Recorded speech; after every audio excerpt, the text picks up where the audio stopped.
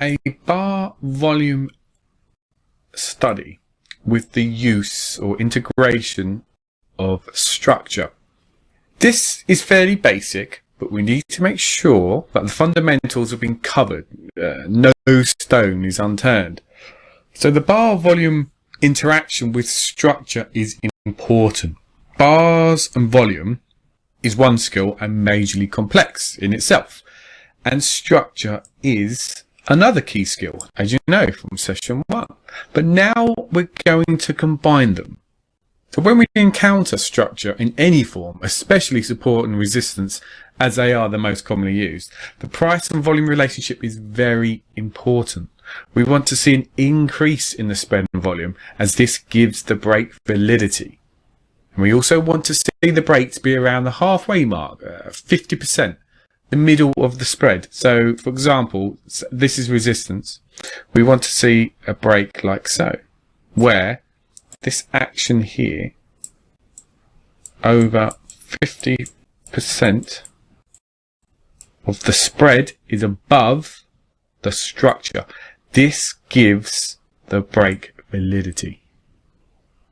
If we have a bar with high volume that only manages to just close above resistance like so, or below support, it's suspect. Why? Because with all that effort, why can't we just knife through an area of structure? Now, of course, this does occur in the market, but is far from ideal. Let's go through this chart. Here we have a trend channel. What do we note at bar A? Volume is increased. We have the wide spread that closes firm. So this we would consider a clean break. It's perfect. Then B. What's at B? We have a wide spread. We do have a pop in volume, but it closes just above resistance. It's in the top 85% of the bar here. And we want to see more than 50%. We'd like to see a close here. So this is far from perfect. And we would highlight this as a poor break. It's not clean. Okay? And then C. Wide spread. A pop in volume relative to here. We close weak under support with over 50% of the spread under the structure. This is a beautiful break. We can see the difference between this break and this attempt to break. Although we get the volume and the spread on B, the close is not convincing. C is a clean break. So B is not a clean break, and look what happens thereafter. C is a clean break, and we continue down. Price never gets going from B. It doesn't take off. And this is a very good example of what a clean break isn't. Okay? D. We have an area of structure, wide spread, pop in volume, closes weak. A nice break. I'm sure most of you are aware of this, but it's important, like I said, that we're on the same page.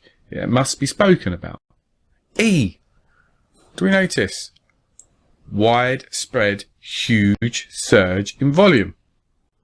What's good about this? We break 2 areas of structure with 60-70% of the bar over our areas of structure. Beautiful, beautiful break. This is a clean break. When we see this type of strength passing through 2 levels, we want to be buyers and look for longs. This leads to F. Now, huge surge in volume, as we can see. Widespread that closes firm. And we break this level of resistance fairly well. But this red line is a 3-day high. And what happens when we approach this 3-day high? Supply enters. We can see that from the close. So supply is having an effect where it should do. So although we break this area cleanly, definitively, we cannot close above the 3-day high. Now, you need to apply logic here. What level do you think has more sway in the market? This resistance or a resistance that's held for 3 days? Well, of course, resistance that is held for 3 days is much more important than this level. So is it of no surprise that we come down from here, because this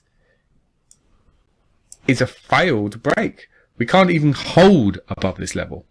Then for the next 30 minutes, as this is a 10-minute time frame, there is no upside follow through. And then G. Look at G. We break 3-day high and this level of resistance with a increased little spike in volume and a weak close. And we close, and again, this is our main area, and we close a good 90% of our spread is under our area of structure, and probably 30-35% or a third of our bar under this level. So this is a very, very weak bar, as we can close 90% under. So this is why this move occurs. This tells us that supply is in the market and these highs have clearly been rejected. H. Good spike in volume. We break this level of support and this level of support, again with a wide spread, closing weak. Beautiful bar. This is a clean break that wipes out all of this buying here from E with higher volume.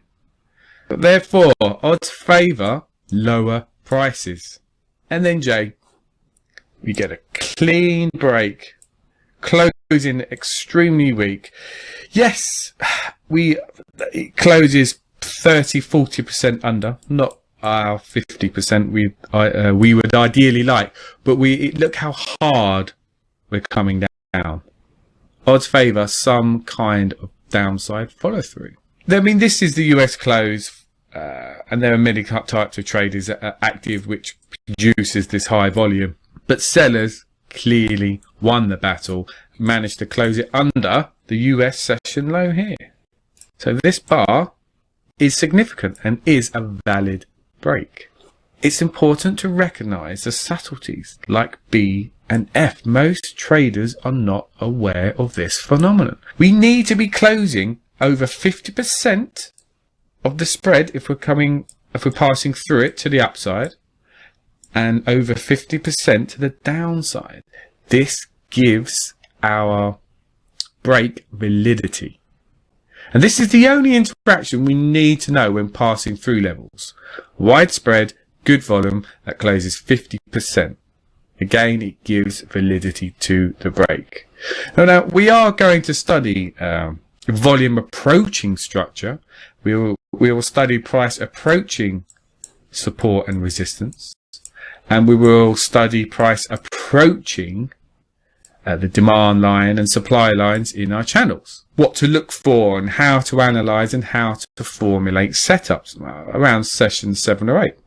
But we know a lot already though, through our price action understanding of buying of good quality or poor quality, ease of movement, etc. If we're in a trading range and we come down like this on our first attempt, we rally back up, then we come down like this on our third attempt, and then we rally back up. Then we come down like this with very narrow spreads, and we can see volume decline, and we start to round under. We know that odds favour this will hold. Why? Because this is selling of poor quality. We're not coming down hard like we did here or here. So we know already we're beginning to be able to build the picture of strength or weakness. The data we can extract using price, the bar analysis and volume is phenomenal. There is no other word I can use. And after 10-11 years of trading, I have not come across anything remotely, not even in the same ballpark, that is as effective as this simple relationship for extracting data or insights from the market. All other indicators, MACDs, your RSI, stochastics, are a derivative of price and volume. Therefore, they lag. We read the market bar by bar as it unfolds live. And it is extremely powerful. It is the most useful tool we have in trading. And to become competent with bar volume reading will require a lot of practice. And I understand it may appear daunting, somewhat overwhelming. But the secret is to create a purposeful practice regime. 20 to 30 minutes a day is enough. Certainly longer than 90 minutes, especially in the beginning. It requires a great deal of concentration. But again, stick with it. And eventually the process will become muscle memory and almost instinctive. Like I can read here, come down, come oversold, bounce. We see demand come in. We come in, we hold sideways. We come down, much less volume. Odds favour, this will hold. We come down again. What do we know? Price clusters. Demand comes in earlier. We want to be buyers. As we come up, good quality trend with stair stepping. We break through this area with good buying. Then what happens? We get some shortening of the thrust. We come to support. We come down, we break. Weak close, shortening of the thrust, good selling. We rejected the highs. We want to be sellers. And price comes down. So this will all come. It will flow with you. You won't have to think about it because it's the skill. And you will know how to read this through time and adhere a little practice and effort. And you will be rewarded. Good. This concludes our session for today.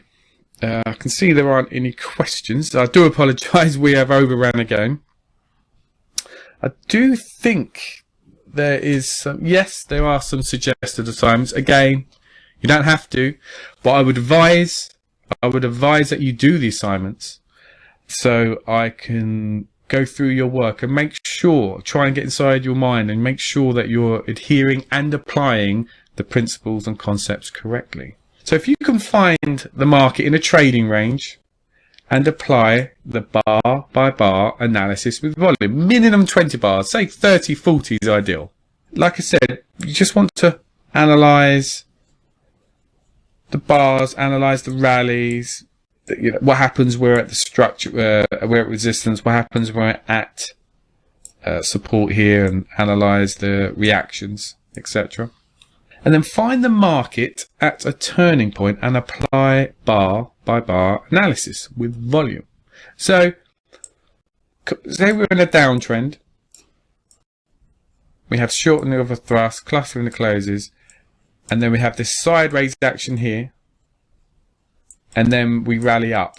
I would like you to analyze the turning point using bar by bar analysis with volume. Okay, this is a very, very useful skill to develop. Turning points, as I said, you can catch new trends. And you're right at the danger point. Provide very good setups. In my own trading, for my own training and development, I've done this, couldn't hazard a guess, dozens and dozens and dozens and dozens and dozens of times. It's a form of my practice, a form of practice. And this is a market term. Okay. Find an example where price illustrates the lack of follow-through concept with a resolution. What do I mean? Well, say we have a down bar. Then we get no follow-through to the downside. And then we see price rally up, perhaps come down, rally up, and then we take off north. I'd like you just to analyse the lack of follow-through concept with a resolution. Excellent. This concludes today's session. I do know this can be quite taxing, the price bar volume relationship. We peel back a layer and we get very, very deep, very, very quickly. So well done for sticking through it. You've asked some excellent questions. If you need any further clarifications, feel free to send in an email and I will answer them before our start of our next session. Thank you very much.